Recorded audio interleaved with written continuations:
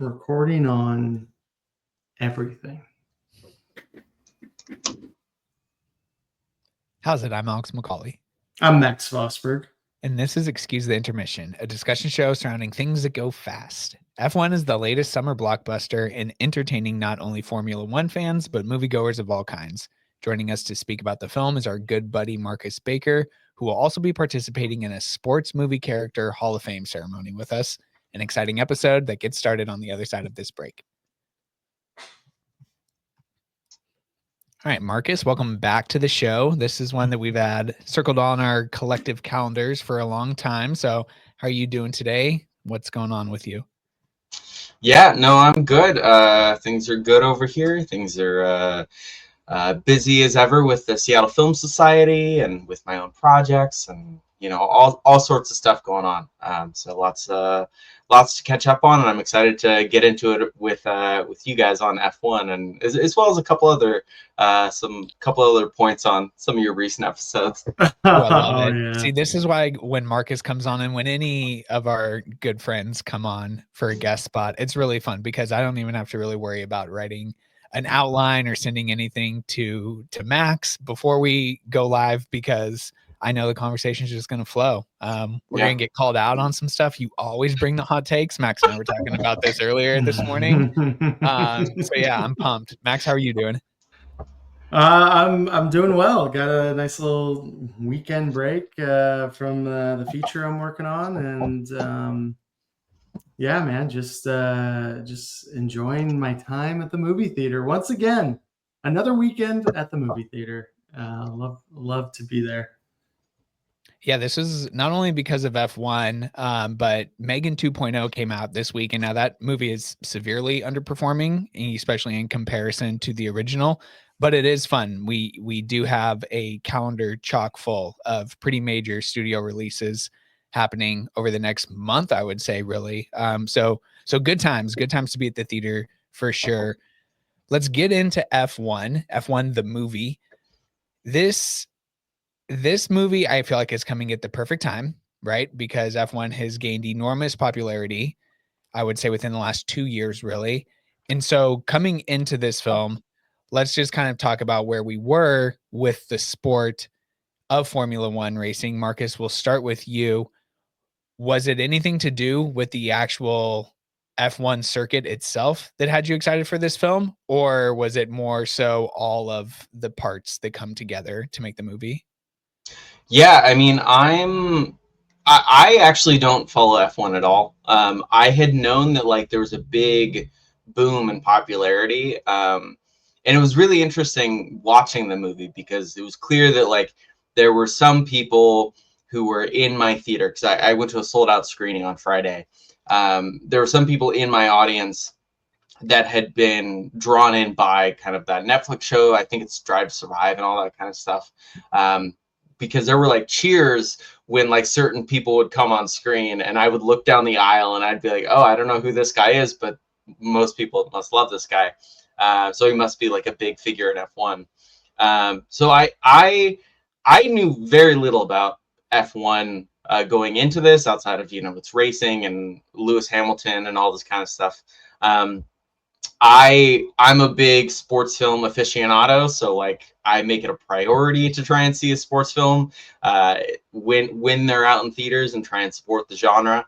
So that was a lot of what drew me in. Also, I mean, obviously, Brad Pitt, Joseph Kosinski with Top Gun Maverick, and I mean, all those kind of parts are really what drew me to seeing the film. And also, it just looked like those trailers are so great. They're so adrenaline pumping, and they really draw you in, and they really sell you on the story, which is, I'm a sucker for, a washed up driver, or a washed up sports figure trying to make good. I love that stuff.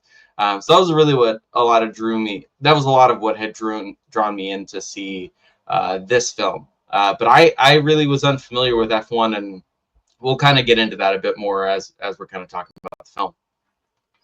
How'd you come into it, Max? I think I've watched one F1 race in my life. And Alex, you and I, you decided not for me. Well, it's really early in the morning, which is not really a problem, but then you got to find it on a channel. It's just another thing to watch. I don't know. I've never been a huge motorsports person in general. Yeah. Alex and I, we have a couple of buddies. I think of Byron Poland, who's been on some podcasts on the network, and Blaine Glasgow, who's been on this podcast, who are just huge F1 like diehards.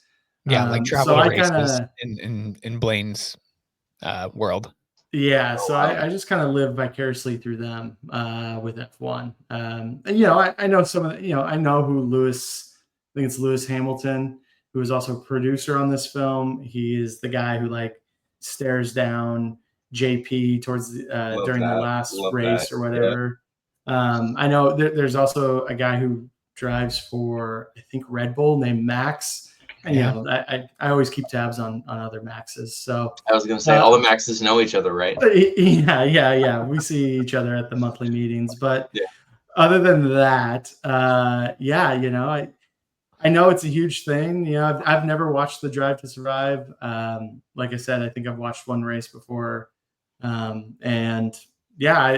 was pretty new to it as far as where my experience level with the actual sport is. I was in the same boat as the two of you, but I like that coming into really any movie that I feel like that is trying to show us like a peek behind the curtain. We always say when we're watching movies, like, I want to try to learn something if I feel like there's an emphasis on a specific area of focus. And I came out of this movie feeling like I do know more about the world of F1 racing now. And so right there, I'm like, okay, mission accomplished. Like, I feel like this film was made with a lot of intent and a lot of knowledge surrounding its subject. I think having someone like Lewis Hamilton on as a producer helps a lot. So as someone who is completely green coming into it, I feel like, and I've seen a lot of people's Letterboxd reviews that are near the top of the page say like, well, I guess I need to get into F1 racing now because this movie really sells the sport, which I think is really cool. Okay, so we'll kind of go over a few of the news bulletins here to begin with. We are recording this on Sunday morning, so official box office numbers I don't believe have been reported. They may be getting reported like as we speak right now. I did see that it was projected to land somewhere around 60 million, I think was like the high end cap for domestic, and perhaps crack 100 million worldwide at the box office. So that would be a really strong opening for the film. It obviously is it stars Brad Pitt, and then you have Joseph Kosinski behind the camera, which Top Gun Maverick, as Marcus already pointed out, you see a lot of the filmmaking techniques as far as like GoPro cameras that we saw in Top Gun Maverick used here in F1, the movie. So a lot of cool craftsmanship that went into this film. And then the supporting cast, aside from like Kerry Condon, who I think has been in a few other notable projects before, and Javier Bardem, is really made up of relatively fresh faces, which I love in a sports movie. Again, it doesn't take you out of the film when you see like, oh, the team doctor is James Woods. Like, I can't take this guy serious, So I love that about it.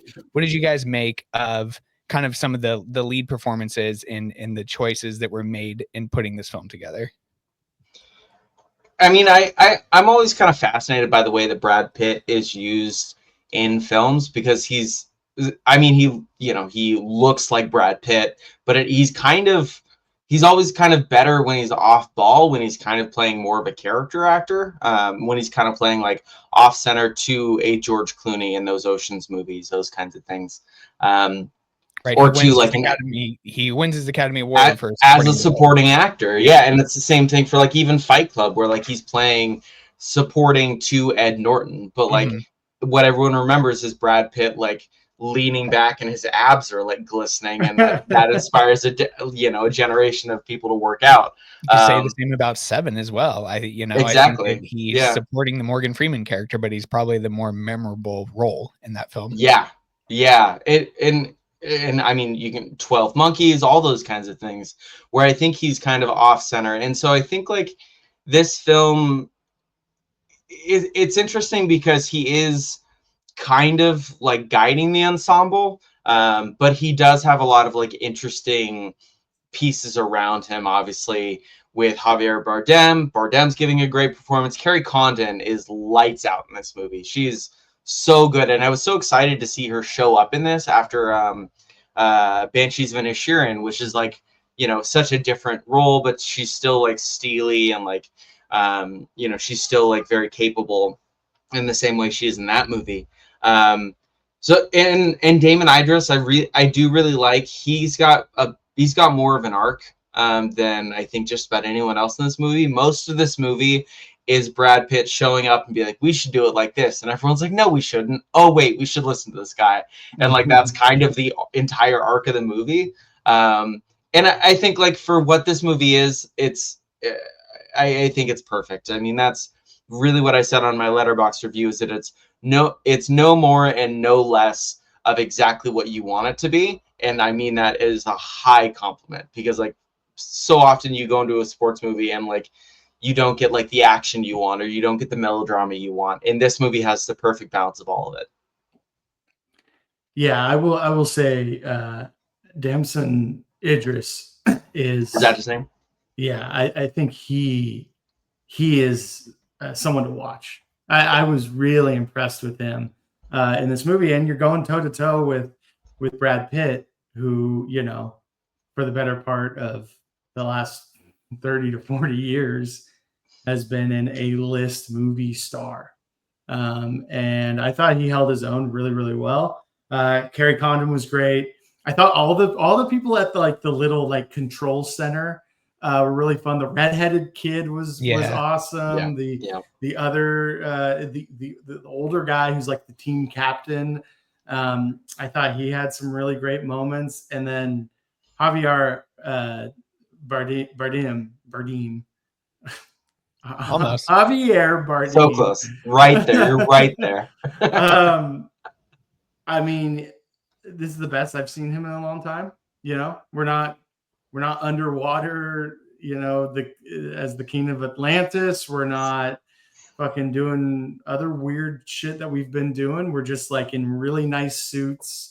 Well, I wrote down in my notes here, we've never really seen him in like an inspirational role, which I thought was just like a new look for him. It was really fun. Yeah.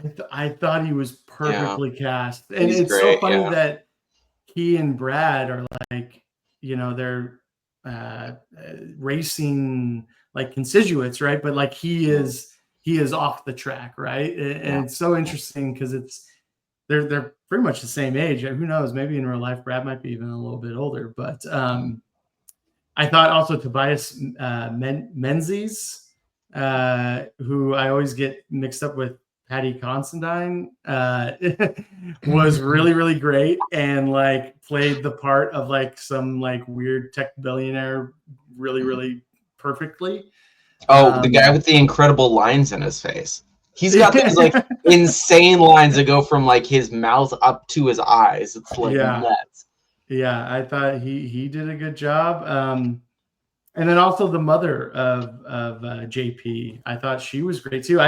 Everyone in this movie, I think, does exactly what they're supposed to do, which is why it's it feels like such a well-crafted sports movie, and you need that in sports movies, right? Most sports movies are ensemble pieces, and everyone plays a certain role, and I thought it was pretty flawless. I do want to talk about the JP character more and kind of get both of your reads on when you started to figure out what kind of arc his character was going to have. Because the one thing that I at least did know about F1 racing is that you do have like a 2-car team in Formula One.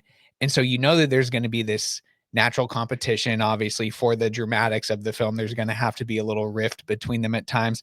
But like, I personally found myself very early on in the film thinking, you know, a little bit of it is archetype and just knowing how these films are going to play out, but also thinking, I'm going to really like this character. I think even if he turns heel, which he does at one moment, there are other times in the film where you are supposed to feel for this character, and I really did. So I don't know, where did you guys land as far as like attaching yourself to his story?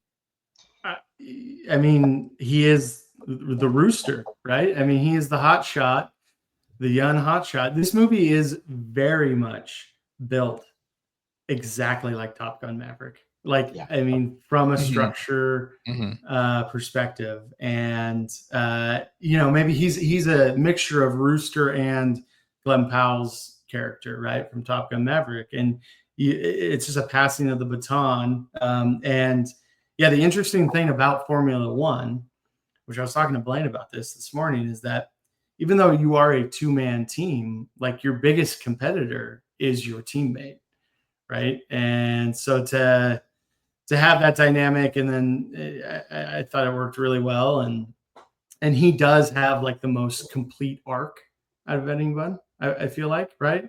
He's very cocky. He's very me, and kind of over time learns the way of the sensei from Brad Pitt's character, Sonny Hayes. Throws the phone out. It's all Yeah. noise. Yeah, right. It's all noise. Yeah. Yeah. Cash, I'm gonna need you to leave today. Yeah. You know? Yeah. That guy Well, I was mean, really that- great too. Oh, That guy was yeah. hilarious Oh my when he's God. on the e-scooter following him. Yes, He's dude. like, he's a saboteur. Well, yeah, and I mean, I think it's definitely, I gotta agree that it's built almost exactly like Top Gun Maverick, except in sports cars. But it's also like it's doing like kind of a classic like sports film thing of like the young hotshot has to learn craft essentially. I mean, you think of like Bull Durham, where you know you got Nuke Lelouch, and he's got all the talent in the world, but he has no craft, and The it's Color the of same thing. Money. Color of Money. I think of one of my favorites, greatest game ever played. It's same deal. Shia LaBeouf has all the talent in the world, but he's got no craft, and that's like kind of like that's such a classic sports film thing of like the young guy who's good, but he has to learn how to like wield it in the appropriate way. And I mean, that's like the shit you sign up for with a sports movie. That's like why I go to sports films, because they are fundamentally films about craft. You know how how most sports films are going to end usually, so it becomes about how they get there, and becomes about the specificities of craft and how they gain that craft and how they learn those lessons and all that kind of stuff. And I think, like, to me, Kosinski is such a good director in how he shapes those moments. Certainly that major car crash and all that kind of stuff, and like the way that like what's his name, Idris, Damon Idris, did I say it right? Damson, yeah. The way that he like then goes back in the car and he's like replaying the moment over and over again, and he's learning, oh, if I had just followed the way that Brad Pitt told me to do this, then I would have won the race. And it's just like it's just about how tennis balls against the wall. Yeah, exactly. Yeah, and it's just like real simple old school craft stuff like that I love. Like that's exactly why we go to sports films, and to, you know, you're gonna get some big inspirational story about how they won the big race. Yeah, and in the montages, which this film has the signature training montages. I do want to talk about the pace of the film, because I found this really effective too. This might be the fastest, no pun intended, 2-hour and 30-minute movie I've ever watched. The pacing is just remarkable. Like, the movie starts with a race. You know, it's almost like when you're trying to build out a great drama. And people always say, like, you either start with a wedding or start with a funeral. You know, like a sports movie needs to start with the game. And so we get a race right away. And then 20 minutes later, it's like we get another race. Brad Pitt's there and he's doing the test run. And then 20 minutes later, we're at like our first Formula One race. And then there's just like a 20-minute break of melodrama, of training montages, and then another race, 20 minutes, 20 minutes, 20 minutes. I was keeping track of it. So I thought the pacing was really, really effective in this. How did the movie feel to you guys in terms of length? I had some issues towards the end, because it does start to feel a little long right at the end. I will say this, I've written down in my notes also, the Las Vegas crash scene with Brad Pitt, stupid. Yeah, I didn't necessarily feel like that needed to happen. I love the whole idea of him driving angry, but then you undercut the whole thing later with him like with he's just gonna come back. Yeah, Yeah. you know he's gonna come back. I just didn't feel like you necessarily need it. No. I understand why it's there from like a script perspective, but I don't think you need it. I kind of don't. Like I hear what you're saying, but I also kind of don't. Like I think a smarter script choice would have been to just like, sure, have him drive angry or something, but let's P. They don't say place. Let's go like let's P8 or P9 Yeah. or something Yeah. that race. Yeah. You know, that would have been more surprising to me and not feel as tropey.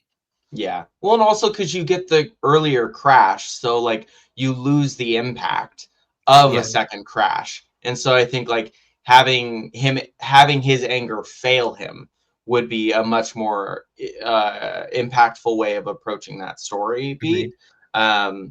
But yeah, I mean, I think like for me, like that whole section really doesn't need to be there, or it could have been approached in a different way that I would have made it more effective.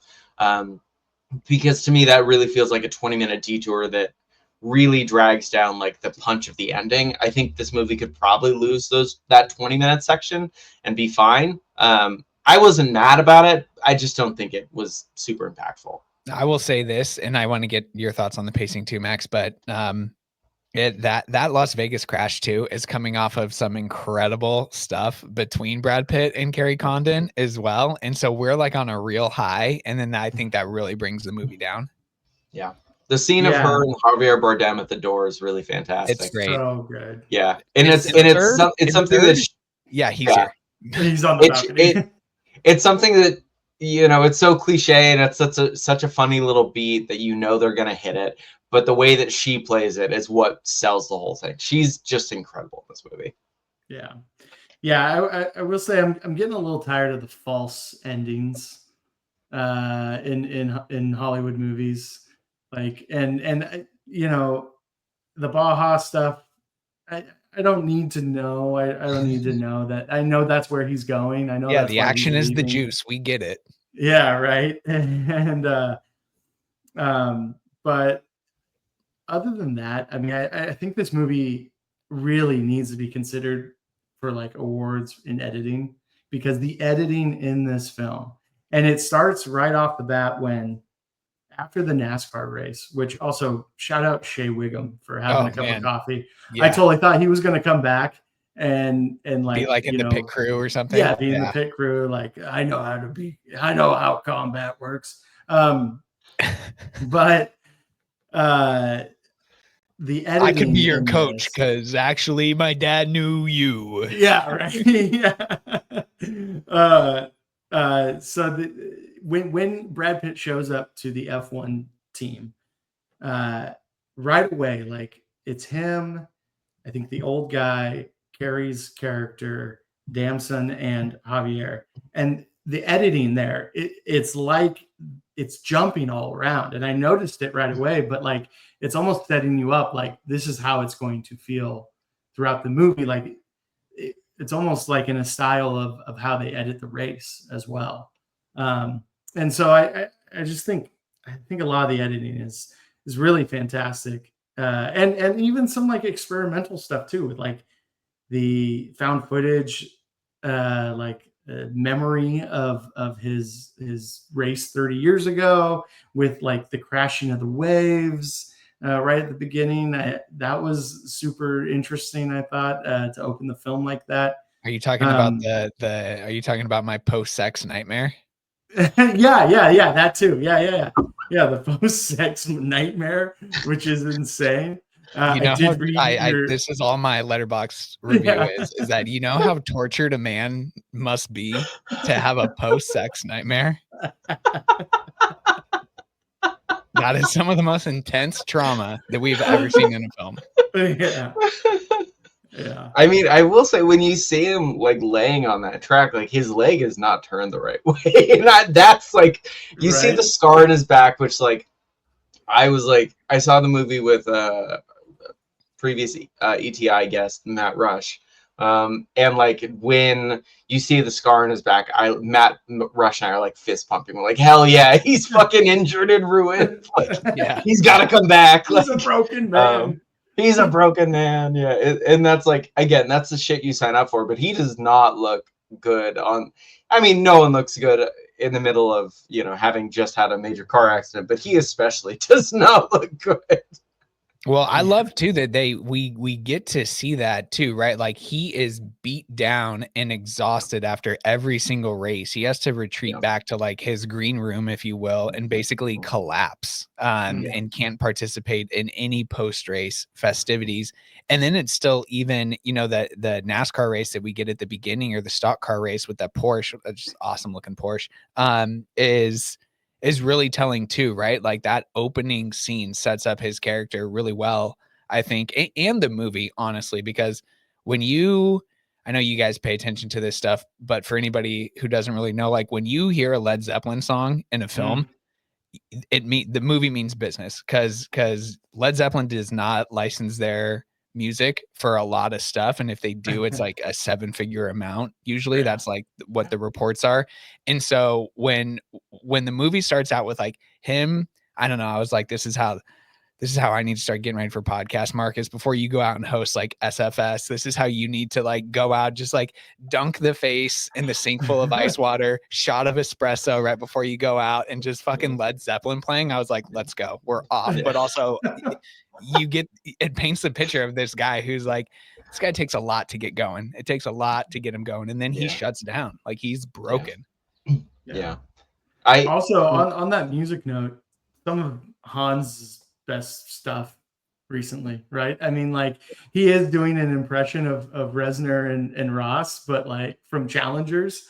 But some of the synth stuff is fantastic. It's really, it's a better version. It's a very similar version, but it's a better version of his score for Rush. Another great racing movie. That's my favorite racing movie of all time. And it's very similar to his score there, but it is more, I mean, Rush is set in the 60s and 70s and kind of spans a few more decades after that.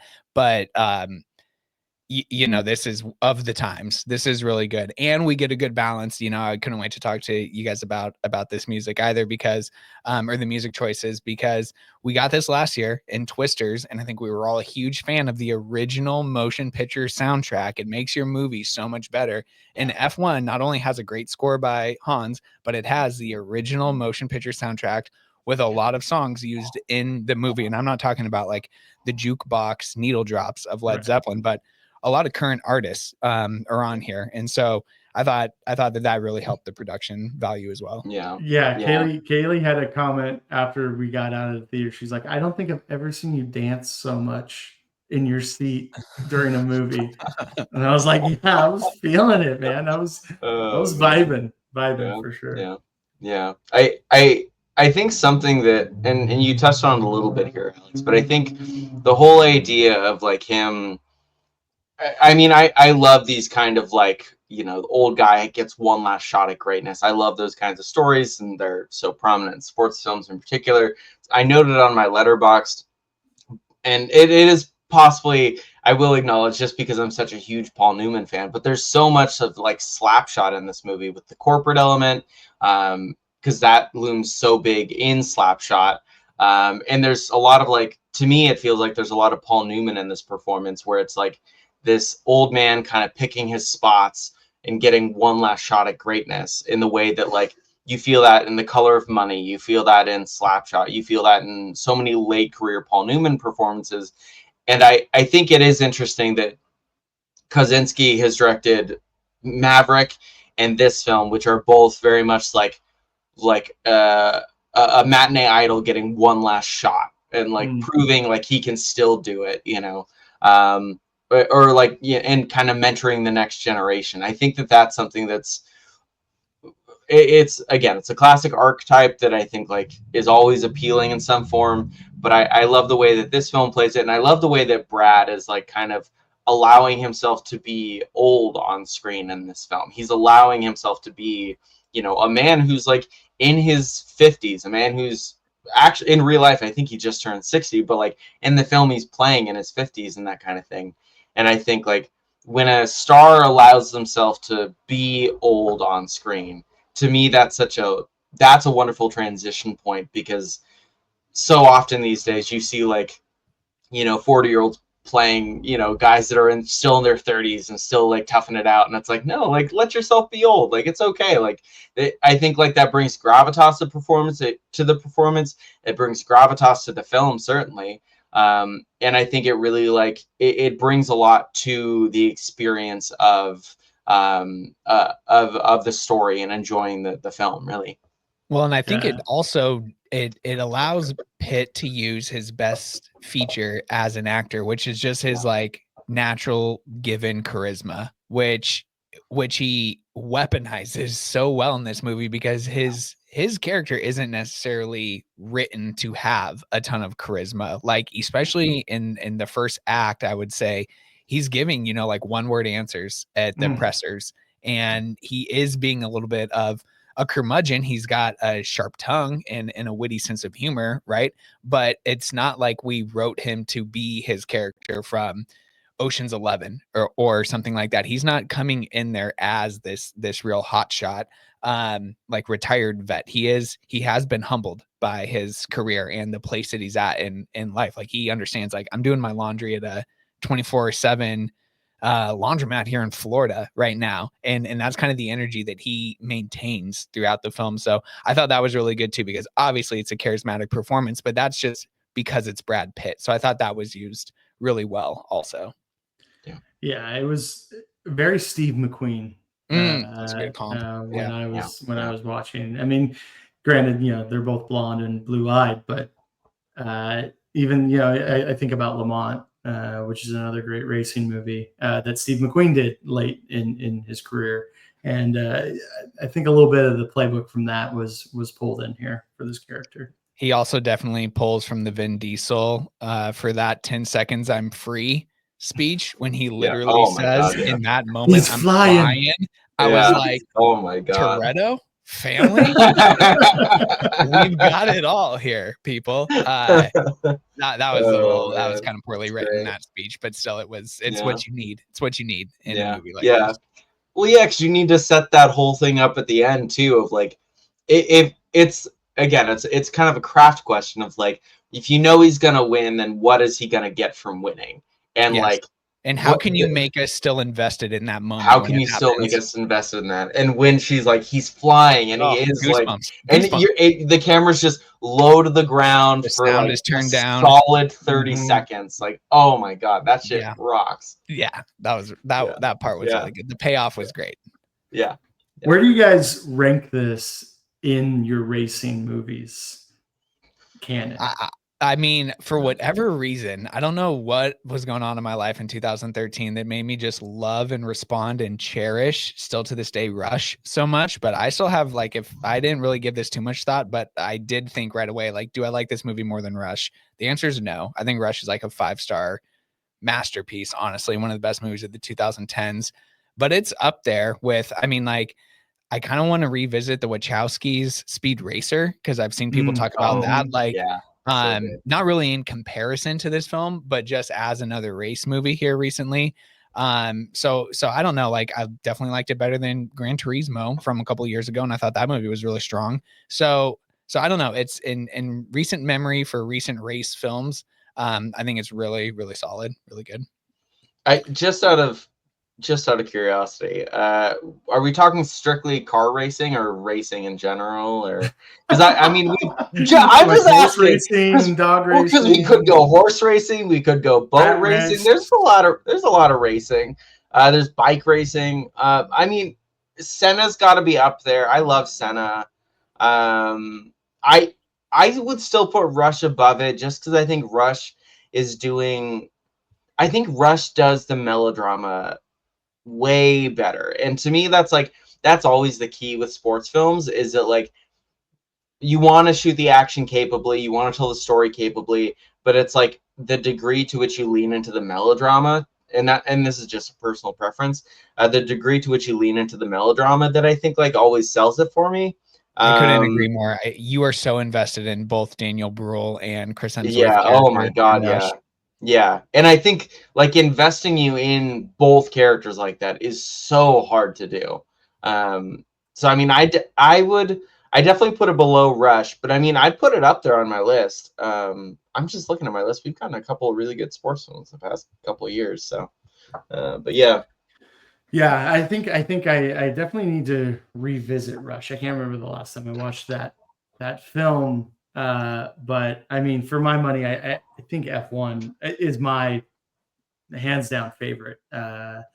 As far as that goes, Ford and Ferrari, or Ford v Ferrari. Oh, good film. Is really, really good and really fun. And actually, I was listening to a Kosinski interview. He originally was tapped to direct that film with Brad Pitt and Tom Cruise as the Damon Bale characters, which would have been really, really interesting. Yeah. Of course, that ends up falling apart, and then he goes and does Maverick instead.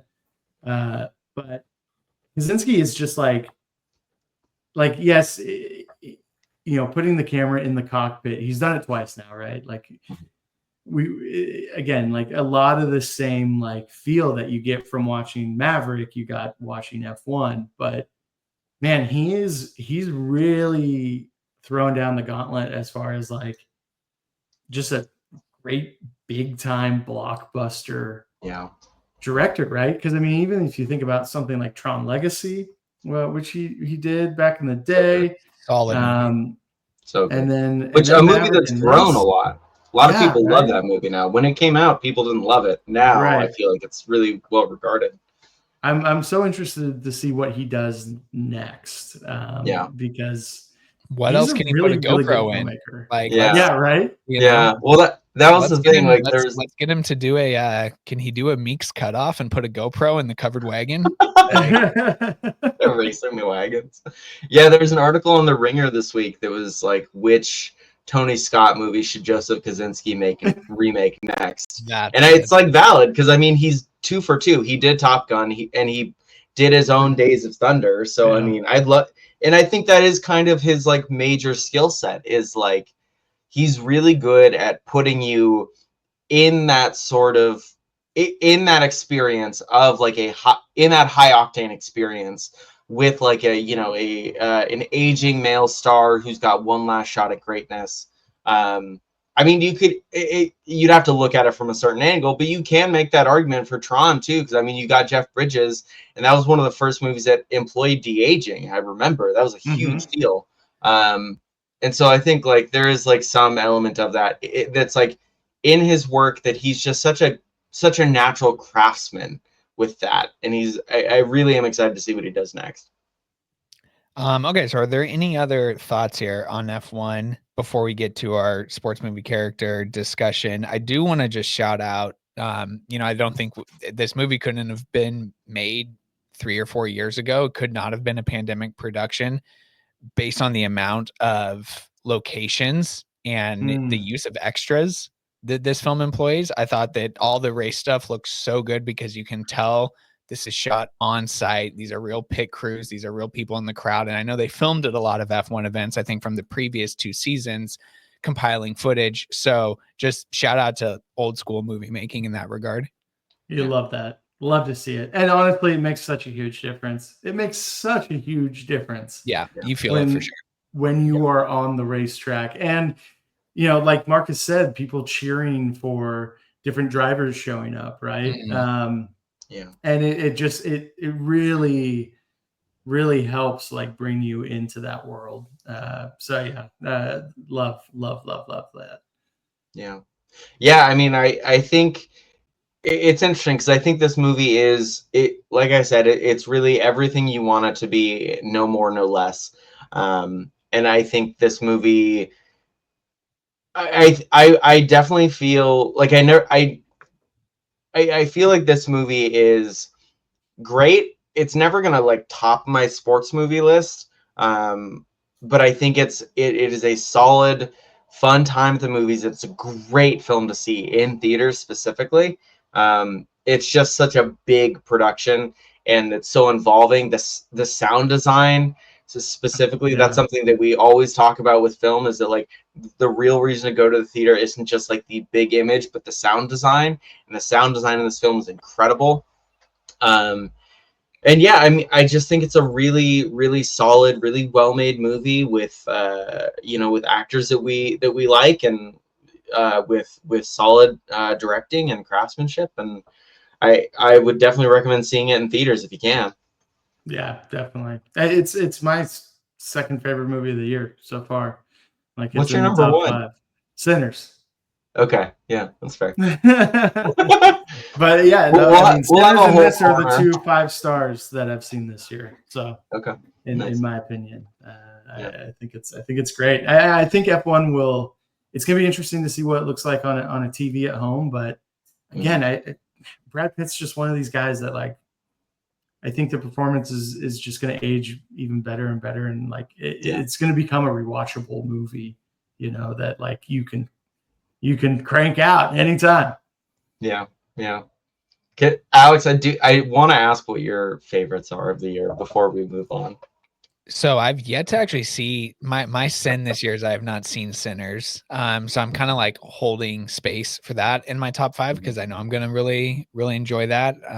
That'll be part of my 4th of July plans once it comes to HBO Max.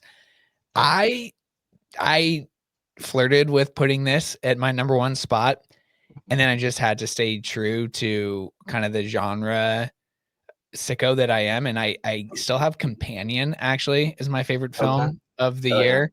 And then, gosh, I don't know. I'm a little rusty on my letterbox right now. I'm not sure exactly what else is hovering around the top 5 there. But I definitely would place this movie in the top 3 right now for me. And then it's just okay. I have Warfare, and then also in my top 5 is a film I just watched out of Cannes called Dangerous Animals, shark movie. Okay.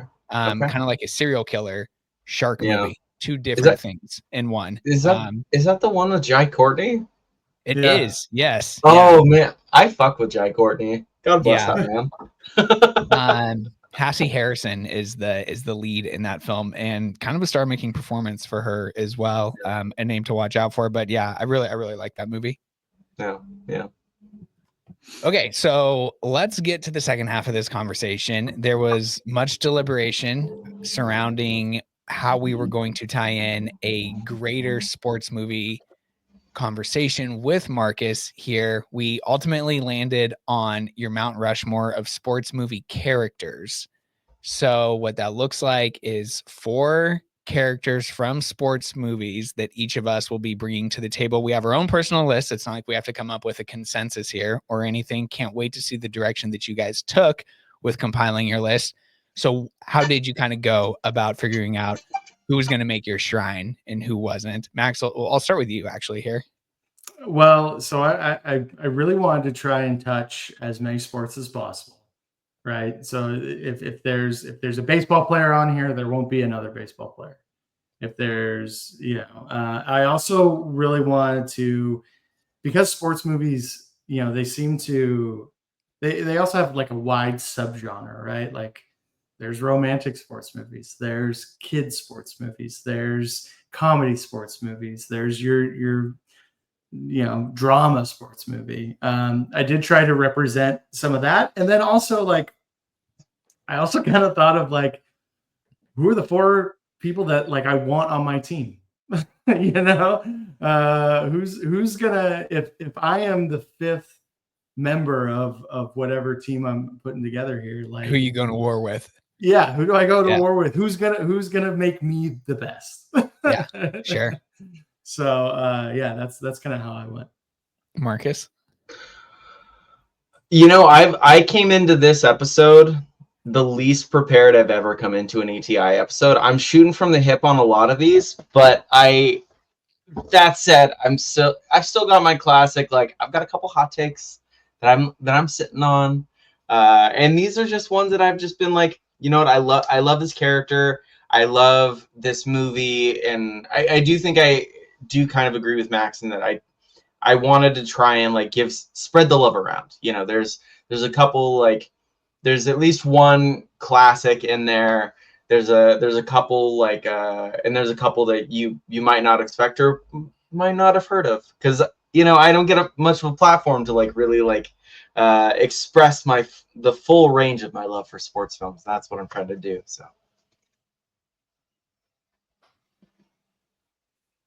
Oh, you just froze a little bit there, Alex. Yeah, here we go. I think I'm back. And so I think I caught the end of what you were saying there, Marcus, but I'm right there with you guys where I tried to have some variance to my list. And I also have a deep roster of honorable mentions. And so I might pivot away from one of my guys if they are taken by someone else here. Because I feel pretty confident in cementing 5 or 6 people up on this 4-person mountain, if you will.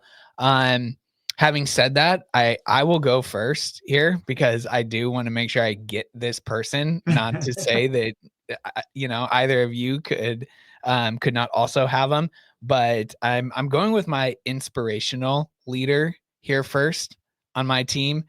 And this was a no-brainer. It was the first character that I put down because I don't think I've ever been as emotionally affected by a character in a sports film than I have been by my man G Baby in Hardball. Oh yeah. So Love it. So G Baby goes on the Mount Rushmore because I think that you could walk up to any Gen X, millennial, anyone who has been interested in the career of Keanu Reeves and studied his films, anybody. I mean, like, to a person, you ask them, what's one of the most impactful deaths in any movie ever? And you're not going to have to wait long to hear G Baby's name be said. And so for that alone right there, he's my inspirational leader because a team has never rallied around a character more than they have G Baby, not only when he was alive, but then also, post-mortem, unfortunately. And so I need G Baby on the team. That whole squad, really, like if we were picking sports movie teams, I might have to go after that entire Little League team. And so give me G Baby on the Mount Rushmore. Hell yeah. Love it. Yeah, I can go. I mean, I gotta go with what the guy who is at the center of what I consider the greatest sports film ever made, Daniel Rudiger from Rudy. Rudy is a film that I return to at least once a year.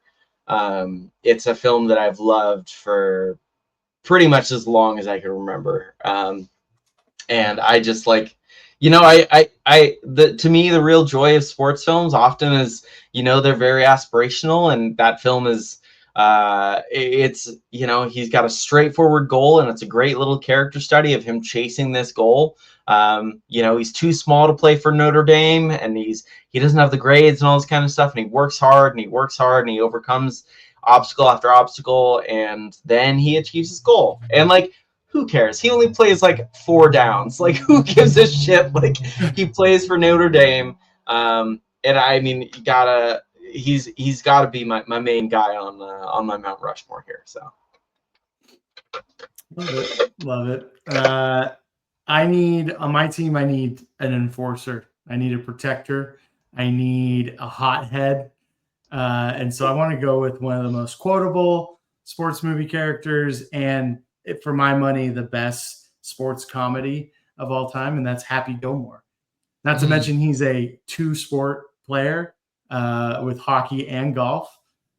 He's an athlete. He's getting a legacy sequel here, I believe this year or maybe next year it comes out. And yeah, man, give me Adam Sandler's Happy Gilmore all day. I fucking love that movie and love that character. I love the pick. It segues beautifully into my next selection, and this is a real body of work pick here. And I'm taking the one season where this guy popped off and averaged like a double and played 42 minutes a game. I need Howie Ratner. I need Adam Sandler. I need Adam Sandler from Uncut Gems on my sports movie character, Hall of Fame mountain. Resurrecting him from the dead. Resurrecting him from the dead. I need the It's wild that card. guy you resurrected. It is two. Wow. Is my other two guys they make it out in their film. The zombie sports movie bracket. I need my wild card. I always like finding, we do little wrinkles, we find little ways to sort of like cheat the list or whatever. But I think when you talk about sports movies, that's what Uncut Gems is. It's a sports gambling movie, but it is often overlooked, I think, as being an extremely well-written, well-researched piece of film because of how much it knows about the gambling world. Like you want to talk about like learning a lot. You learn so much when watching Uncut Gems about the world of sports gambling, the good and the bad, mostly the bad. So give me Howie Ratner, give me Adam Sandler as well. And again, kind of a body of work pick here. Appreciate The Waterboy, appreciate everything that he's done. But I think this is, not only a career apex for him, but really an apex in kind of sports movies, alternative sports movies, if you will. Yeah. And I mean, I'm actually going to follow your lead there because I think my pick here is a little bit of a body of work pick because I love Paul Newman, which I mentioned earlier. So I got to go Fast Eddie Felsen, The Hustler, Color of Money. Mm-hmm. And again, like Paul Newman in something like Slapshot, just like I love all of those performances. But the Hustler is to me, it's one of, if not the greatest pool movies of all time. I mean, it's just, I love of the 5 pool movies out there. There's multiple. There's a few. I'm sure there's a few. I mean, I just love. I have a pool player in my honorable mentions. It's not necessarily a pool movie, but I got you. See, Max, you don't know. No, I mean, I love Fast Eddie Felsen in The Hustler, where he's got, because it is really like a perfect like Paul Newman sort of dichotomy where like early in his career, he's playing all these kind of like young hotshots who like need to be humbled. And then later in his career, he's playing the old man who's been humbled and has to pick his spots, but like is wizened enough to know where the exact right spot to pick is, which he does in Color of Money, which also stars young Tom Cruise. So yeah, I mean, I got to go Fast Eddie Felsen. He's got to be on there for me. I can't let my boy Paul down. Well, then I'm next player on my team or on my Mount Rushmore is a young phenom. And again, like we're jumping around subgenres. I think this is the greatest, or if not the greatest, in the top 3 greatest like kids sports movies, right? Like the young kids sports movies. I'm taking Benny the Jet Rodriguez. Oh, fuck off. I was going to pick him. Goddamn. Of course, man. We got to have that young kid. He's a good dude. He's a good ball player. He's got the PF Flyers on. And he grows up to play for the Dodgers. So love to have him up there. The Sandlot, a movie that is just very important to my childhood and upbringing, and one that gets played, right around 4th of July during that time, almost every year. And just a fantastic baseball movie. And coming of age and nostalgia all over that, even though I wasn't around in the 60s, but it is very, backyard baseball kind of stuff. This movie, I think somehow this movie, although it's set decades before we were born, feels like a movie from our childhood. Movie, right? Yeah, totally. Yeah, it's just, absolutely. It's the age that we were when we came to it. Yeah. I do think that if you are going kids sports movies, this is like the clear number 1 overall pick, probably movie to draft from and character to take as well. So good on you. Yeah, absolutely. Couldn't agree more. Okay, so to my third pick, I'm gonna wait on the guy I was gonna go with next because I feel like something that Max sort of teased in his construction speech there at the beginning makes me think he might go this route, and then I can still pivot. So I'm gonna go to Jesus Shuttlesworth for my third pick here. Oh my! Solid. Yep. Yeah, And great pick. It was on the list. take Ray Allen from He Got Game. Mentally, I don't think we've ever seen a tougher sports movie character than Jesus Shuttlesworth. I mean, he's dealing with the death of his mother. His father is incarcerated and out of prison, and if he doesn't pick the right school, if he doesn't pick a school, he's gonna have to go back to prison. There's so much on this kid's shoulders, and so not only for what he can do between the ears, but also between the lines. We're taking Jesus here in this spot. I also there's some stories from the production that I've heard Spike Lee tell before in interviews, like that the epic one-on-one. There's not a ton of basketball in this movie really, but that's fine. That's kind of like beside the point.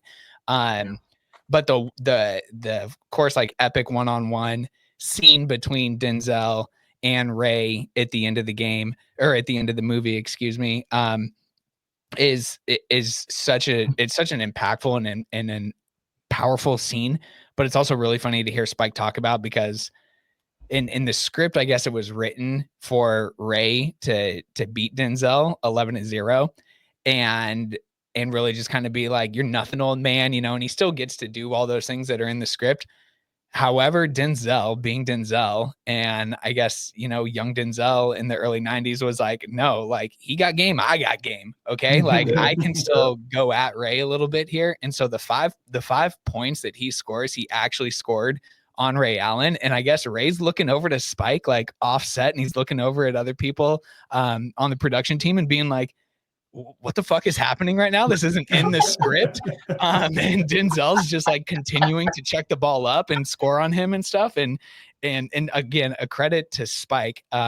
Just let the cameras roll and captured it all, because he's like, yeah, this isn't in my script, but this is so much better for the movie, for Pops, for Jake, to get some buckets.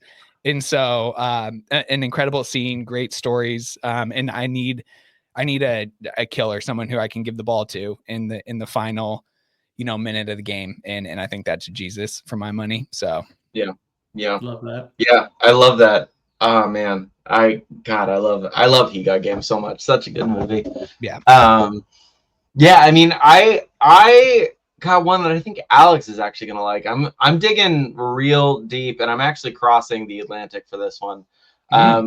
So I'm gonna explain this a bit, and then I'm gonna tell you who I'm picking. So I'm a big fan of with French sports movies in particular, because the thing with American sports movies is often they're all about like how you win the big game, and French sports movies are kind of the opposite, where they're like, how do you stay in it? How do you survive? How do you like just keep going? And there's a couple really great ones that I really love. There's one called Sparring, which is about this like boxer who's like he's a career sparring partner, and he's never won a match and all this kind of stuff. That's kind of on my honorable mentions list, that guy.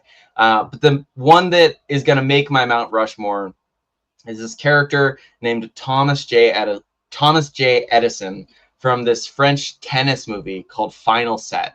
And the whole thing of this movie is this guy who's been hanging around this edge of the sport. He's been trying to break through. He had one shot, he missed it, and he's just trying to get back into it. And it's all about him like getting that final shot and making the most of it. And this guy's just got drive, and he sticks in it. And there's this great recurring bit in the movie that I really love, where he's like talking to someone, and he's like basically giving this monologue. And then later in the film, he's like doing a press junket, and he's giving the same monologue. And it's clear that like he was just like, he had this whole thing in his head the entire time, and he is just like carrying it over into his now professional life. And as a tennis player, he's great. He sticks with it. He digs out a match.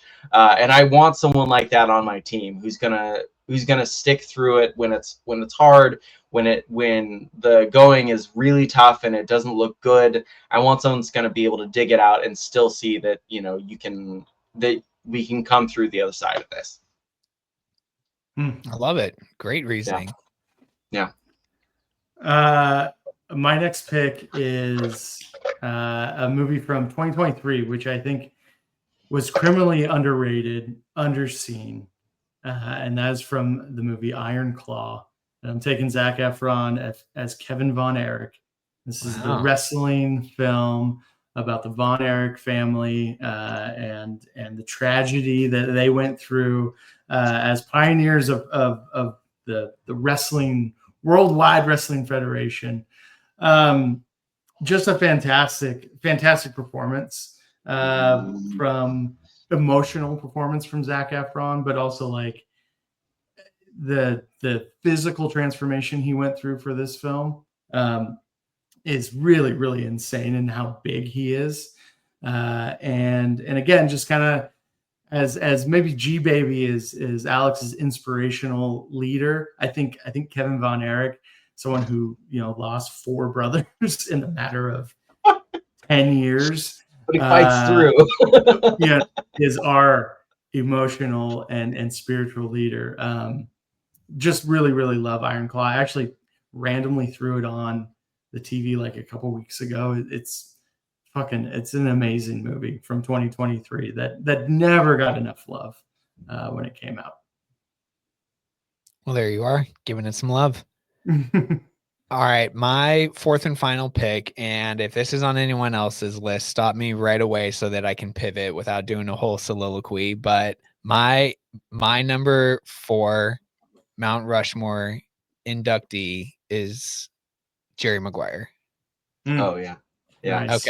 Okay. So Great choice. I have to have Tom Cruise represented on this list somewhere, because as someone who I think has been much maligned over his career for doing athletic things in a very non-athletic way in his movies, this is the perfect role for him to just be in the sports world, though, because you can buy his character as a sports agent and not necessarily a player. I think that casting is so good. And so once again, this is kind of like the Howie Ratner side of the coin when it comes to a sports movie and the best character in a really good film, not necessarily someone playing an athlete.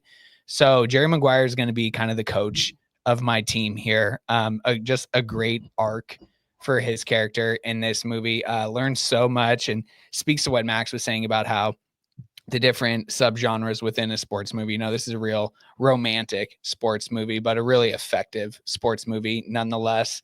And when you're talking about top 5, top 7 Tom Cruise performances of his career, I think you have to mention Jerry Maguire. So there's a lot of meat on the bone with this pick, which I think ultimately helped it sneak into my top 4 as opposed to other people who are at the center of a film as the athlete. So Jerry Maguire, final pick for me. Yeah. Before I get into this, I have to know, we're going to do honorable mentions here, right? Yeah. Oh yeah. Yeah. Okay. I just got to make sure. Yeah. Cause I mean, I think it's impossible to I think it's impossible, not only impossible, I think it would be a complete disservice to the genre to not just throw Kevin Costner on my Mount Rushmore. And you can have your pick. You got For the Love of the Game, you got Crash Davis and Bull Durham, which is, to me, I think his best sports movie. A lot of people go to bat for Field of Dreams. I think that movie is weird as shit and no one acknowledges it. You got Tin Cup in there. Yep. You can even go Draft Day. You got a lot of wiggle room there. But Jessica Chastain's dead father in Molly's Game. Oh my! Alex, you should add him to your team of ghosts. Yeah.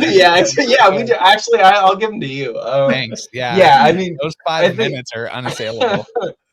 Oh my god. Yeah. I mean, I think you just gotta put the cause on there, and it doesn't even need to be any one performance. If I have to go with one, I'd probably pick him as Crash Davis, because that's like one of my favorite sports movies in general. Him and Susan Sarandon and Nuke Lelouch and all that stuff.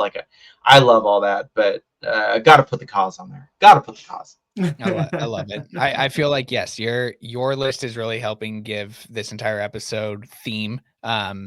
It's our episode's more valid now with Rudy with Costner, with this representation. Good job.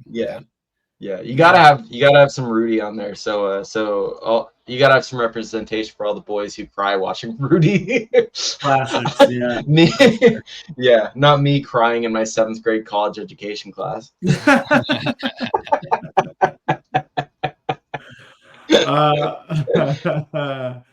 Well, much like Alex, I need a coach on my Mount Rushmore. Someone, a leader of men, someone who we're going to get up in the morning and we're happy to be at practice because we're being coached by the great Denzel Washington, Coach. Oh Herman yeah, Boone yeah, from Remember yeah, the Titans. yeah. Maybe the greatest coach performance. Oh my God. In a sports movie. I know solved a lot of people racism. Huh? So he did, yeah. He solved racism. Yeah, in the South. We did it. Yeah. We get a history lesson about Gettysburg, and we know Yeah. that the left side is strong side. Right. Oh my God, left side, short side. So good. One of the first sports movies I ever saw. Yeah, remember the arguably kicked off my love. Yeah. Yeah, just another very important sports movie to me growing up. Again, if we were going for teams, I would definitely go for the Titans team as probably my first pick. A great cast of characters throughout. So, and maybe we get Coach Bill Yost as well as the assistant. Oh my God, on this team, but one of the great character actors too. Yeah, Herman Boone has to be up there on my Mount Rushmore. Yeah. All right, well, this might be the part that I'm looking forward to more than the actual Mount Rushmores are the honorable mentions. I don't know. I think maybe I have a list of 10 plus here, so I don't want to just all of us chew up a bunch of airspace. Maybe we just kind of ping pong back and forth. I'll go with the top 3 that I think were the most difficult for me to keep off of my list here, and that starts with Niki Lauda. Daniel Bruhl from Rush, was the odd one out here. Just a tough beat for Nicky. His career is full of them though, but he persevered, and so he's going to get through this as well. And then I got Sanaa Lathan, Monica Wright. Oh, yep. I almost put her on mine.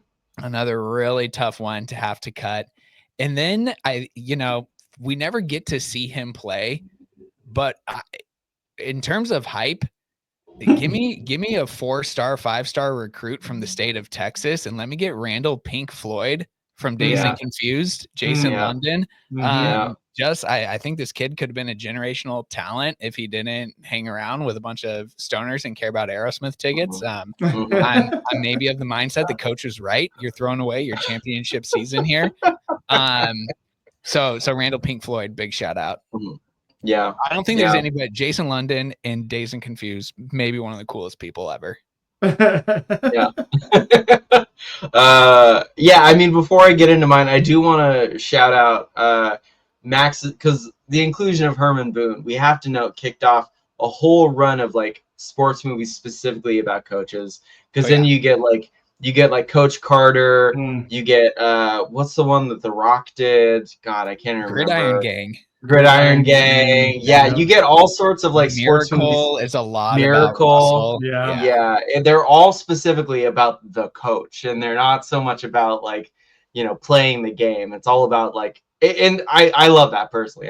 I love those movies. At the tippy top of my honorable mentions is Francis. I can never say his last name. Ouimet. From Greatest Game Ever Played, the Shia LaBeouf movie. That movie is directed by Bill Paxton, and it's just like, to me, it's one of the most effective uses of like, it has some of the most effective like technical filmmaking for sports films. So he's up there for me. I was gonna put Sanaa Lathan. Is that how you say her name? She almost made my list, so she's an honorable mention for me. I love that none of us put any boxing movies on our lists. I think that's really interesting. Problematic characters can't have that in the room. I'm just not a huge fan of the Yeah. Rocky movies, and I know Yeah. you know Rocky is on every list at usually as number Yeah. 1 or 2. Yeah.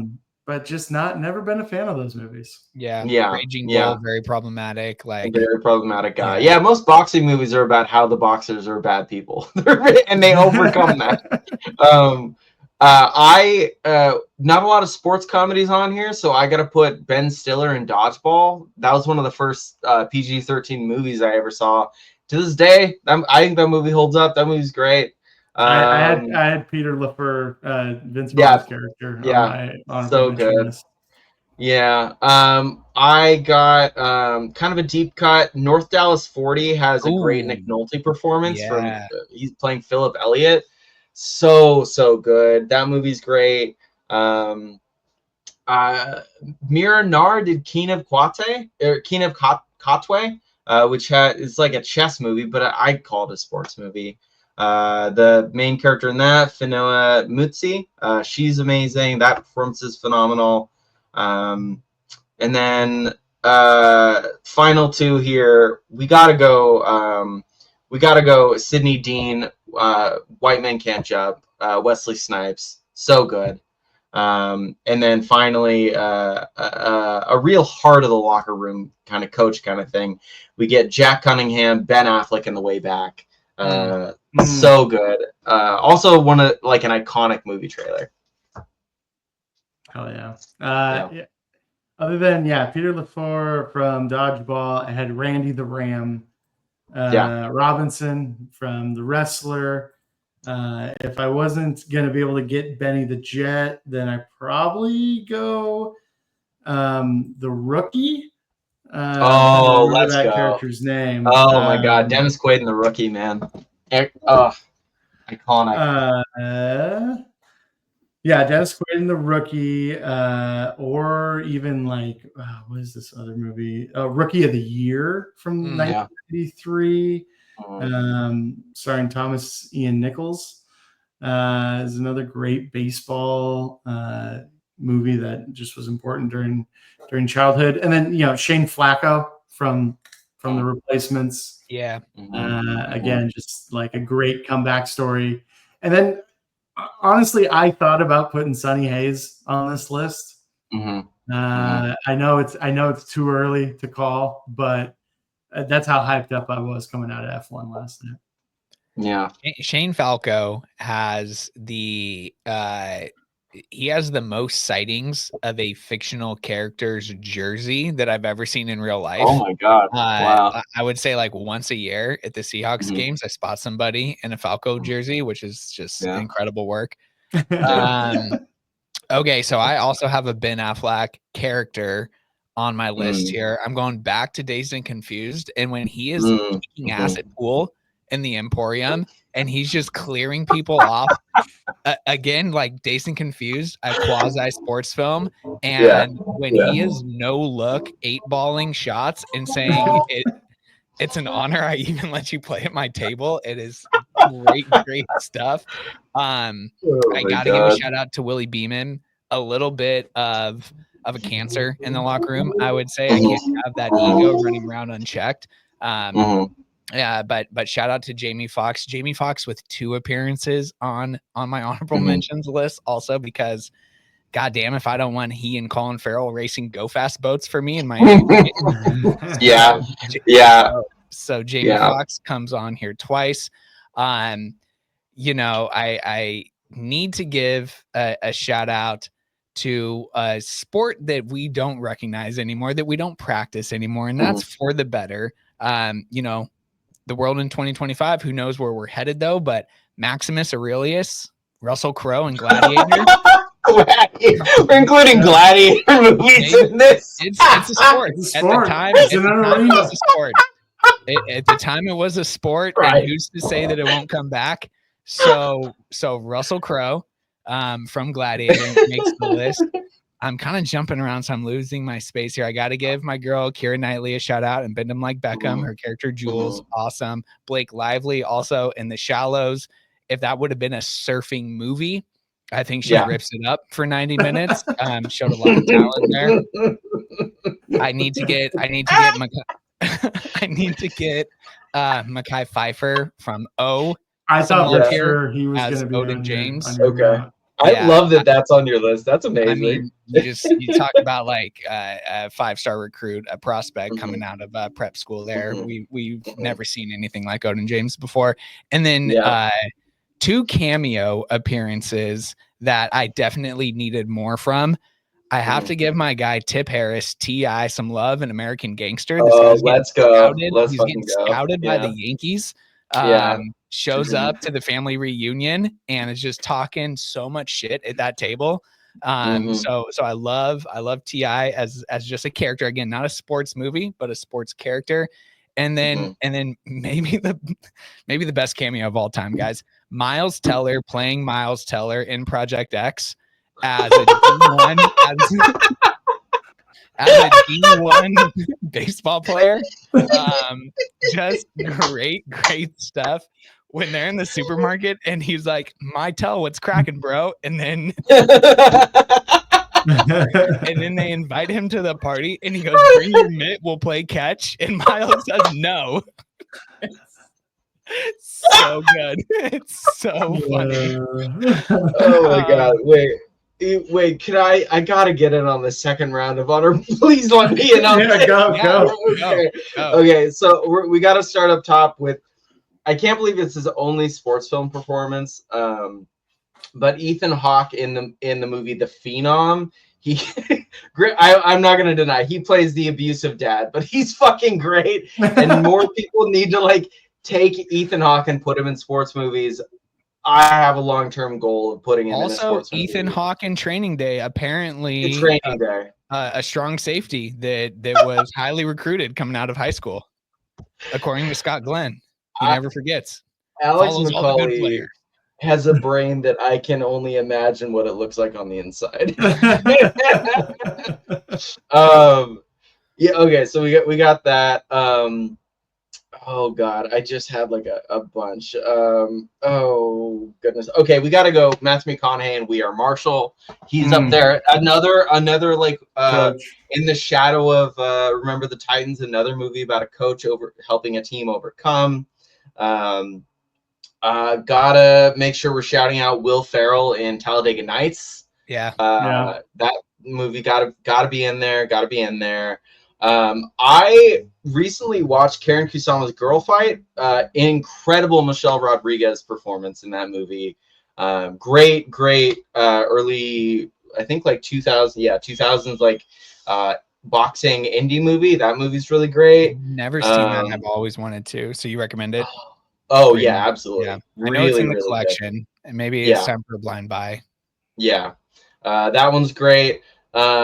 Since Alex is throwing out some weird ones, I'm gonna shout out Rhubarb the Cat from the 1951 Rhubarb movie about Rhubarb the Cat who saves the baseball team. Rhubarb the Cat got to be in there at the GOAT. Wow. Well, then yeah, we got to put Air Bud in there too. Look, he's pulling shit from fucking Training Day. We're pulling in cats. Air Bud was Stephen Curry before Stephen Curry. Yeah, I mean, he's pulling up from the 3-point line. Generational shooter.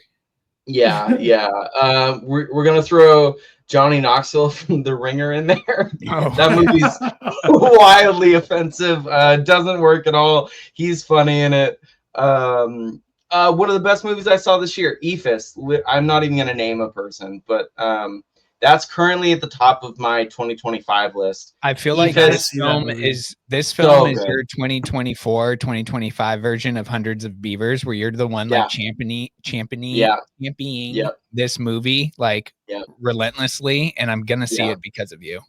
The thing that's so great about EFIS is that it like fully captures the joy of like adult rec sports, and it's literally just like a day in the life of like, or it's like a slice of life drama, or I'd say even slice of life comedy, really, about a baseball field that's going to be closed down because they're going to build a school where the field is, and it's just these old guys playing their last game at the field. It's like, it's fun, it's like very low stakes, and it's really just like a day in the life, and it's just like, it's so great. Carson Lund, Great up and coming director. Ephus, one of the best films I've seen this year, and will definitely be on my year-end list. I won't pick a character; could be anyone from that movie. I'm a little surprised Alex hasn't called out challengers yet. I'm a little surprised. Just want to put it I out don't know there. who I would do. Like Toshi's the one that Yeah. I think would probably do the most for my team. Yeah. But, Tashi's like she's up there with Denzel as a coach. As a coach, right? Mhm. But yeah, career cut short due to injury, you know, so that's Yeah. a tough beat. Yeah. Yeah. And then my final. Yet you've got two people who were cut short because of death. They're dead, yeah, but it's the legacy, okay? It's like the Pat Tillman Award for my team. Yeah, it's like a Pat Tillman or Roberto Clemente. Let him live. Bring him back. And then my girlfriend would be very upset with me if I didn't include Haley Graham. I'm not even going to try and pronounce her last name, but Haley Graham from the movie Stick It, which is a gymnastics movie starring her and Jeff Bridges. Katie has seen it twice and has loved it more every time, and actually asks to watch it pretty frequently. So gotta include Stick It in there. That makes me. I mean, we got to give Kiki Dunstan, Gabby Union a shout out for bringing on them. Oh yeah. Oh, and then I guess one more being Hilary Swank in $1 Million Baby, bringing that one back from the dead as well. No, I see a lot of shaking heads. Look, it's not her fault. Someone else set the chair there. It's not her fault. Biting her tongue off. No. Hilary Swank's great in that movie. It's an incredible time. I love this. That's some good stuff there in the honorable mentions category. Yeah. Okay, so before I send us off here, let's hear some of these grievances, some of these hot takes that you need to get off your chest, Marcus. What have you been hearing us say recently? I mean, I wanna relitigate Materialists and Max's opinion that it's fine. I don't think it's fine. I think it's got some real deep problems. I think first off, I believe it was you, Alex, that said that you're excusing Dakota Johnson's performance.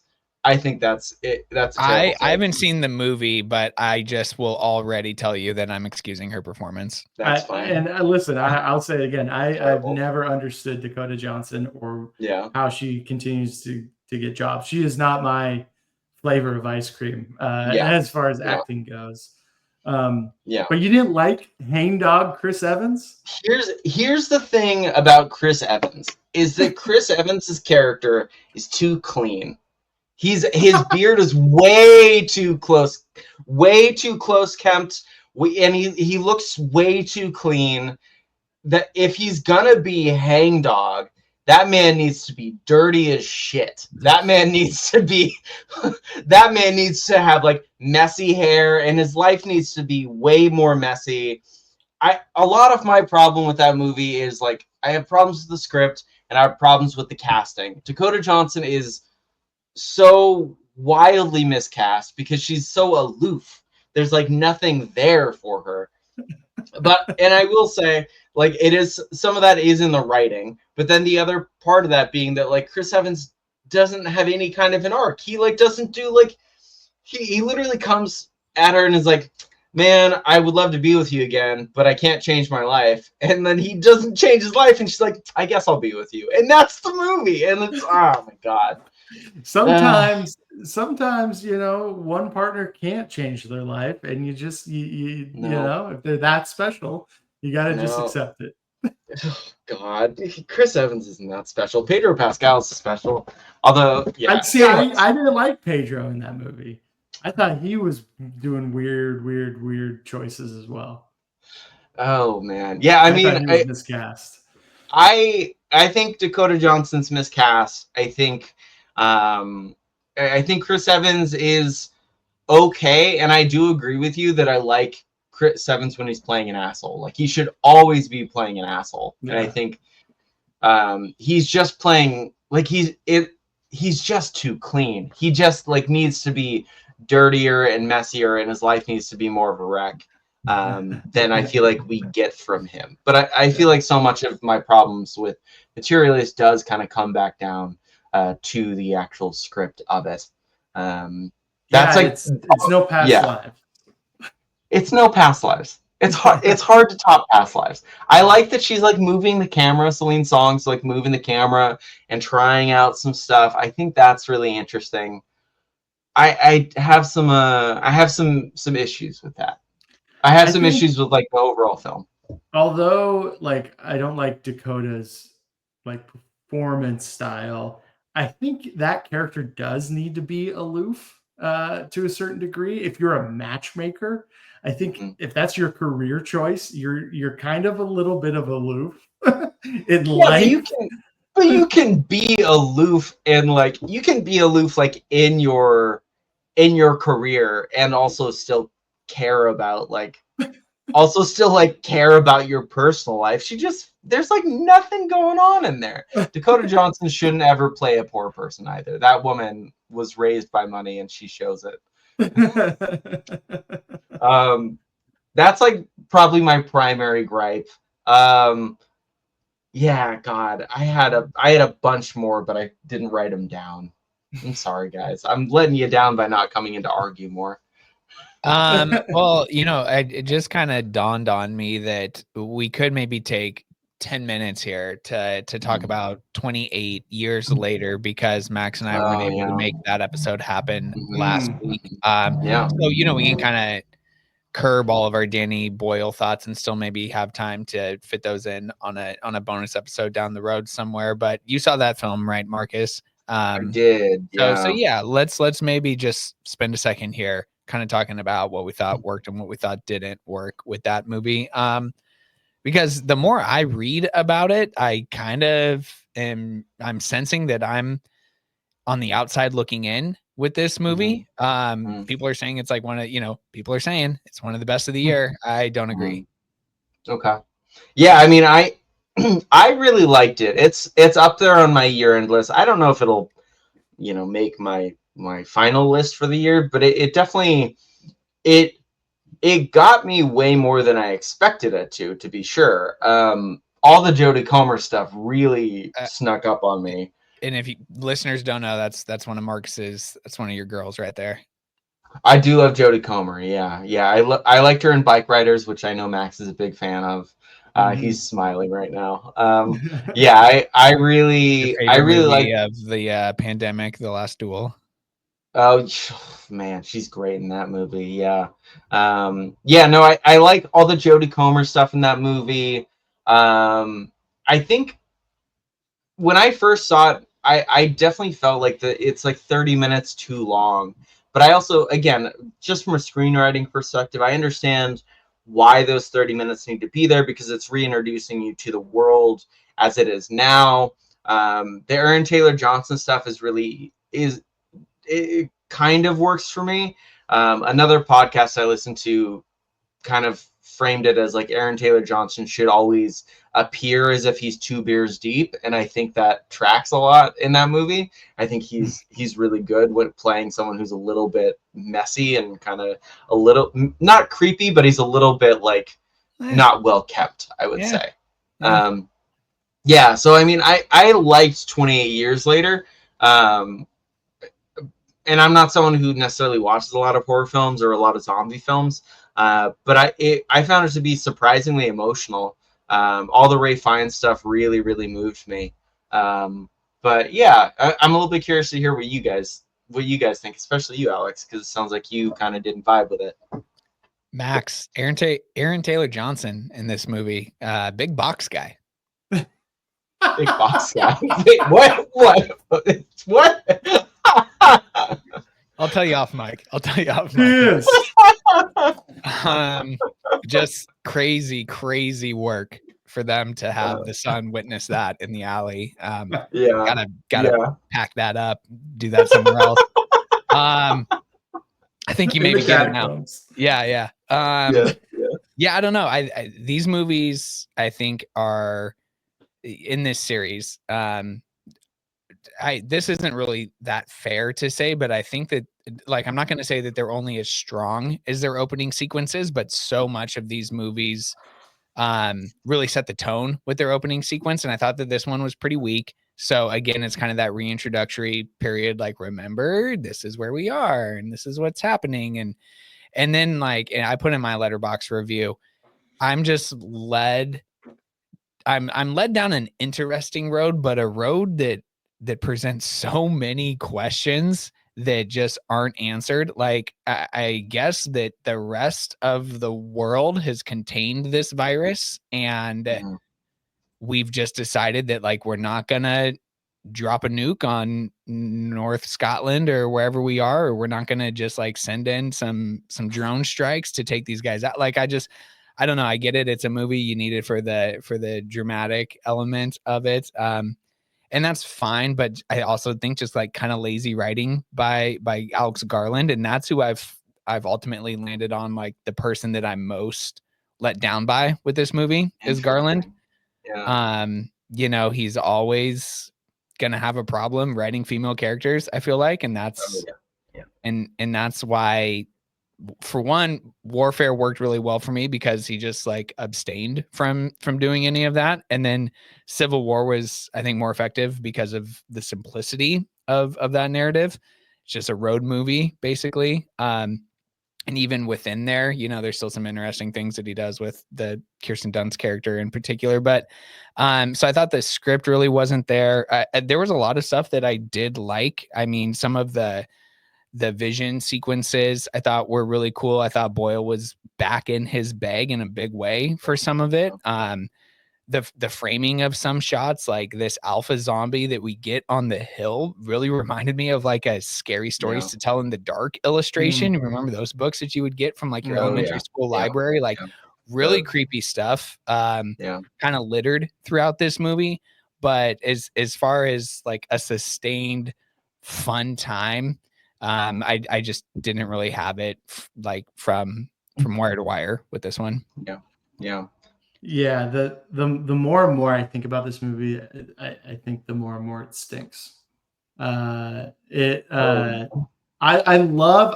do really love, like, we're taking this boy out to get his first kill, you know, where we live in this weird, like, you know, Amish village, that, you know, it's a rite of passage to go out and but kill also kind of, I hear you, but also, like, another question where it's just like, why? If you are this, like, isolated community, why are you risking future generations by having, like, I get it. Maybe you're looking for these slug zombies that are just, like, super easy kills or whatever, but, like, you're putting future generations at risk when I feel like that's not what you should be doing when. Well, because they all have to be able to defend themselves. Yeah, right? that was my thought. Is that and they go out to get, you know, to forage for food and wood and stuff like that.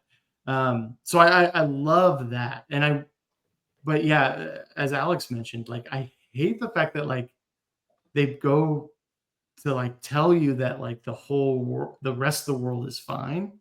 I hate that. Like, what it should be, the whole world should be, like, post-apocalyptic or whatever. And there are different factions of people all over the world, and everyone's got different ways of defending themselves or you know, continuing their communities. I liked Rafe Fiennes, but the fact that Jodie Comer goes all this way and then he's like, "You have cancer, and now it's time to burn you alive." This did not, and she's like, "Okay," and she just gets up and goes. Like, does not work for me at all. I told Marcus that it's giving a lot of Lily Gladstone, Killers of the Flower Moon energy. Yeah, I could see that. I think, like, one thing that I do like about that, though, is I think, like, thematically the film is really interested in how we approach death, and I like the idea of, like, people still dying in normal ways, even though there is this rage virus and all this other kind of stuff, and how we kind of maintain our humanity in the face of, you know, something terrible like a rage virus. I like that aspect of it, and that's what I think really, really has stuck with me. But I can absolutely understand being like, none of this makes sense like logically. Well, yeah, and then the baby and the pregnant rage Yeah. woman, The placenta. the But part Max, of the the placenta. placenta. So, but it's interesting because I was thinking, was she infected? Like, was she pregnant before she was infected? Was she infected after she was pregnant? How was she? Yeah, and who's the partner? Whatever. It's Aaron Taylor Johnson after 6 beers. a lot of questions. and then the ending sequence, it just feels like a completely different movie, and that completely didn't work for me. And I know which it is, to be clear, right? Yeah, like, totally. yeah. But like it just like totally, I don't know. It was just an odd choice that left me with a bad taste in my mouth as I walked out the theater. So yeah, this is one of my least favorite movies of the year. Okay. Yeah.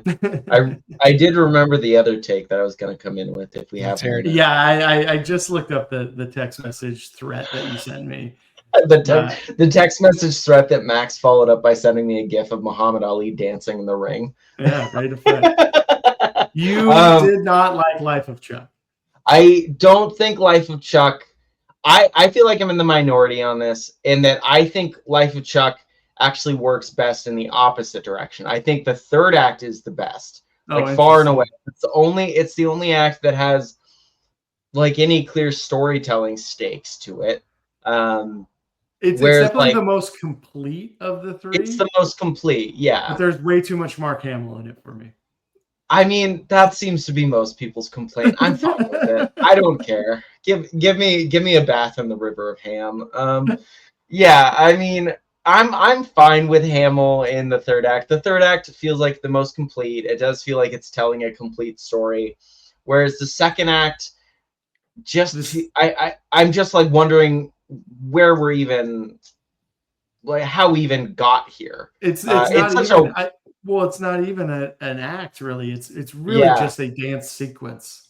Really, yeah, and then it's like, thinking about the dance sequence, and the first act, to me, what drives me crazy is that it's like the world is ending and like no one's freaking out. Everyone's like, crazy that the world's ending, man. It's crazy that all the power went out. Crazy. And like, I mean, we literally saw it is freaking out to a certain point. No, hardly. He's like sitting in his living room watching a musical.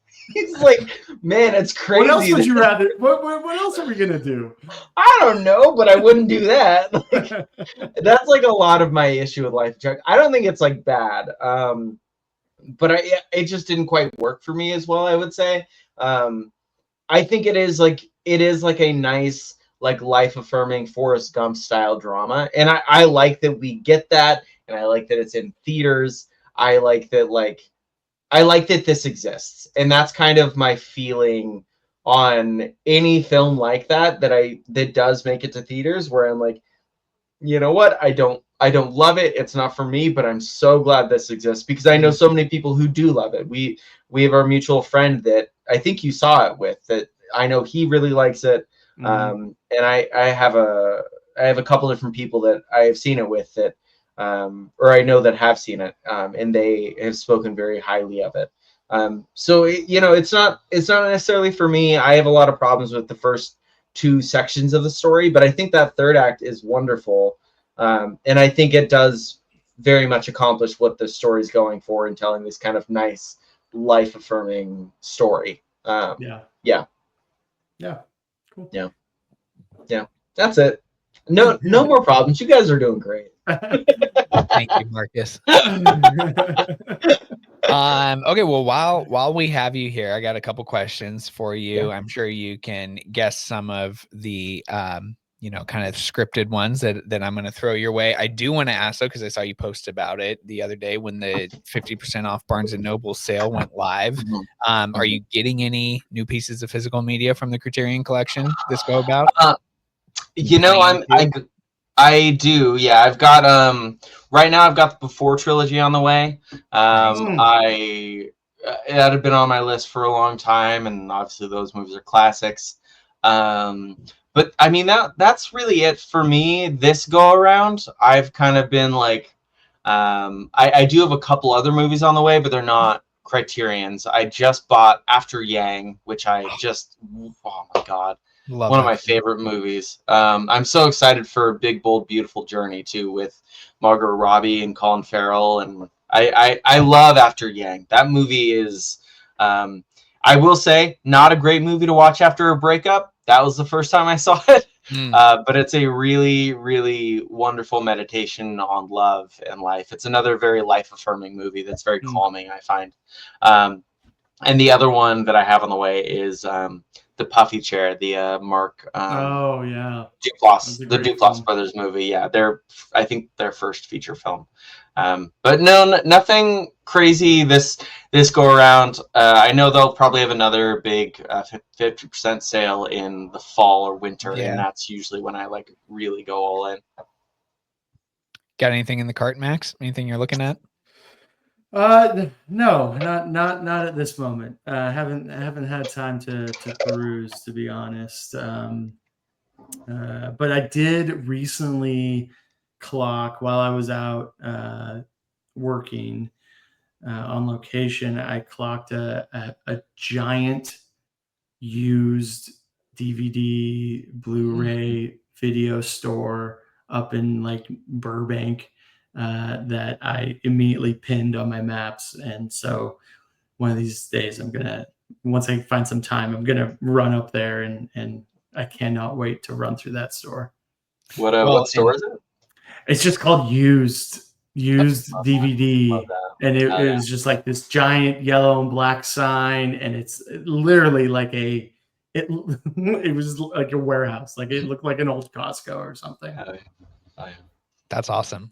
You also have, you have Barnes and Nobles down there and Marcus, you do as well, kind of in the central Puget Sound area, but down here our Barnes and Nobles in the South Sound does not carry physical media when it comes to DVDs and Blu-rays. So if you're in the Tacoma area, you kind of have to participate with this sale online only, but you guys both have the benefits of actually going in store to see what's available near you.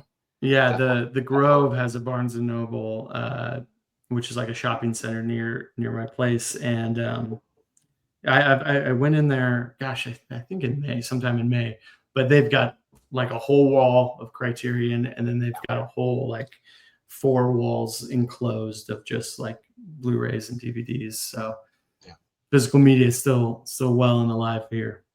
Oh yeah, still kicking. I went with 2 blind buys this sale, and I'm excited because they've both been on my list forever. I've never seen The New World, the Terrence Malick film about John Smith and Pocahontas, and so excited to check that movie out. Really excited. And then Kwaidan. It's a 1964 Japanese film that's kind of like an anthology horror story, ghost story mystery that I usually see a lot of people log around Halloween time. So I'm excited for both of those to arrive here in the next couple of days. Okay, so other than that, Marcus, Seattle Film Society, anything else that you got in the works this summer? Now's your time to plug away. Yeah. So, I mean, the big thing with Seattle Film Society is that we are looking for new board members now. We are looking for someone to join our board as an education director. We are also looking for someone to join our board as a treasurer. We're looking to kind of build out our education infrastructure and our grant application infrastructure. And we've got some big things in the works that I can't quite talk about yet. But there's an open call for those positions. Our big thing is that, when we started this, none of us had any experience kind of running an organization like this. And we're extending that to the application process. No experience required. If you're passionate about filmmaking in the Seattle area, we would love to hear from you. We are really trying to build the future of filmmaking in Seattle. And so that's probably our biggest thing. And then in July, we have a couple screening events that we have launched really over the past year. We have our Truth to Fiction. That's a monthly documentary screening. This month we're doing a free screening of the film Carts of Darkness, which is about a group of unhoused people who have taken on bottle collecting and shopping cart racing as kind of a hobby. So that's going to be taking place on the July 10th at the Northwest Film Forum. And then on July 17th, we're going to be doing our In Focus Director Showcase on Tommy Heffernan. He's a comedy filmmaker. He's primarily made like 48-hour films, and we're going to be screening 6 of his shorts. They are so funny. I cry laughing watching his films, and it's going to be a great time. And we definitely would encourage people to come on out and come say hey. I'll be at both of them. So yeah, we've had Tommy on the pod before. Tommy's a good guy. Tommy's great. Yeah, I love Tommy. Yeah. And then tell people more about how they can participate in like the monthly Discord film study sessions that you guys have as well, because as someone who now has 2 months ahead of me with nothing to do, I'm looking at, possibly jumping in on one of those. So kind of explain that side of the Film Society. Yeah. So we have our Discord. And on our Discord, we hold a weekly film discussion series. Kind of like a book club sort of thing where you watch the film and then you show up and talk about it. It's every Wednesday from 7 p.m. to 8:30 on our Discord channel.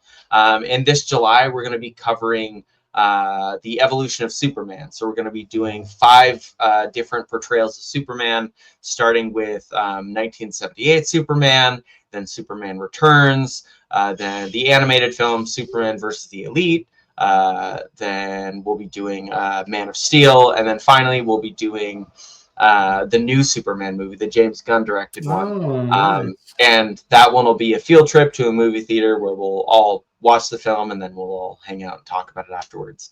But that's our weekly film discussion series, and every month we pick a new theme or a new director, and we hang out and talk about it. It's a great way to learn about films. It's a great way to learn about filmmaking, and kind of it's honestly just a great way to chat and meet new friends as well. So it's like a podcast without hitting record. Exactly. Yeah. It's a great way to put it. All right, that's awesome. Well, that'll do it for our conversation on F1 today. Marcus, as always, thank you so much for taking some time out of your busy schedule to sit down and chat movies with us. Absolutely. Yeah, thank you, Thanks Marcus. so much for having me. Yeah, thank you. I miss you guys both so much being down here in LA, and it's so good to be on the screen and see your faces. Yeah, I don't think about you at all, Max. And listeners, no, we miss you guys so much. Oh my goodness. Go to Seattle Film Society events. They're amazing. I was going to all the events, or as many as I could while I was up there. Yeah, please go check them out. Absolutely. Yeah, Max, we definitely miss having you at the events, and but it's good to be able to chat with you here, and I love listening to the pod still, because it makes me feel like you're still near me. I thought you were about to hit him with we definitely miss you at the events, and we miss Kaylee more. I mean, we do miss Kaylee, let me tell you. We do miss Kaylee. All right. So as for what's next here on the pod, we have another major blockbuster, Jurassic World Rebirth. That will be 4th of July weekend. I mean, we have an accomplished director, a strong cast. I think there's reason to be excited for this one, Marcus. I'll just kind of kick it to you one last time. Are you looking forward to this movie? I'm always cautiously optimistic for the Jurassic World movies. I mean, smart. I think that I think like as a franchise goes on, I'm always more inclined to I want them to get weirder as they go along. And I think like Jurassic World has kind of ridden that line where sometimes it's fun weird, sometimes it's bad weird. And I'm curious to see which one this one is. I mean, they've gone as weird as dinosaur slavery, so I don't think we can get any weirder. True. Yeah, that's true. Yeah. I like what's the second one in the last trilogy where they're like, they're stuck in a house with a bunch of dinosaurs. That's great. I love that. I think it's going to be good. I think the first movie in each of these trilogies, or at least in the last two trilogies, right? Jurassic Park, Jurassic World. Those first movies are usually pretty good. Even though this is still called Jurassic World, it's the start of a new trilogy. So I don't know. I have hopes. Just going back to physical media, I hate what this does for prolonging the purchase of a box set. Like you think that a franchise is done and you can finally pull the trigger on like a nice Blu-ray box set, and then they make more. Like it's just, it kills me. It really hurts. Because I want all these movies on physical, and I don't have any of them on Blu-ray, even the original Jurassic Park, because I'm just, you got to wait. Yeah. Annoying, but again, I'm also looking forward to this. I think with Mahershala Ali, with Scarlett Johansson, I think we're in good hands too with Evans as the director. So excited for it. Excited for that episode next week. Until then, please follow Excuse the Intermission on Instagram and Seattle Film Society on Instagram. Marcus on his socials, if you can find him. The three of us on Letterboxd to keep track of what we're watching between shows. And we will talk to you next time on ETI, where movies still matter.